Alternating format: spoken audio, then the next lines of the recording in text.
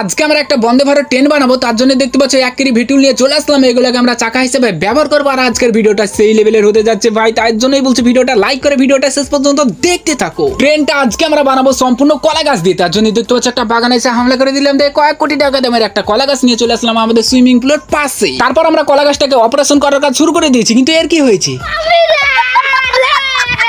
কলা গাছটাকে অপারেশন করার পর 2 মাথাকে একবার ভালোভাবে কেটে ফেলেছি। তারপরে এই দেখতে পাচ্ছ ঝকঝক করছি, এইটাকে আমরা ছোট ছোট বগি বানিয়ে ফেলেছি। এই দেখো আমরা ছোট ছোট বগি বানিয়ে ফেললাম। এগুলাতে এখন আমরা বানাবো জান্নার দরজা। এক এক করে আমরা সব বগিগুলো নিয়ে জান্নার দরজা বানিয়ে ফেললাম। দিয়ে একটা কঞ্চিকে ছোট ছোট পিচ করে ফেললাম। তারপর সেই ছোট ছোট কঞ্চিগুলোর টুকরো দিয়ে একটা একটা করে সব বগিগুলোকে জোড়া লাগিয়ে দিলাম। তারপর দেখতেই পাচ্ছ আমাদের ট্রেনটা পুরোপুরি রেডি হয়ে গেছে। এখন শুধু চাকাগুলো লাগাতে হবে। চাকাগুলোকে লাগানোর জন্য আমরা ভিডিওগুলোকে আনবক্সিং করে ফেললাম। দিয়ে 2 সাইডকে চেঁচে ফেলে দিলাম। তারপর কয়েক কোটি টাকা খরচ করে কয়েকটা খিল নিয়ে চলে আসলাম। দিয়ে সেই খিলগুলোকে ছোট ছোট পিচ করে ফেলাম। দিয়ে সেইগুলোতে দেখতে পাচ্ছ ঢুকিয়ে ফেলছি। ভেটুলগুলোকে এখন আমরা লাগিয়ে দেবো আমাদের ট্রেনটাতে। চাকাগুলো এক এক করে আমরা সব লাগিয়ে ফেললাম। তারপর দেখতেই পাচ্ছ বন্ধুরা আমাদের ট্রেনটা পুরোপুরি রেডি হয়ে গেছে। তার জন্য এখন আমরা চালিয়ে দেখাবো এই ট্রেনটা কেমন চলছে। ট্রেনটাকে এখন চালাবে হাসান, তার জন্য দেখতে পাচ্ছ হাসান ট্রেনটাকে চালানো শুরু করে দিয়েছ।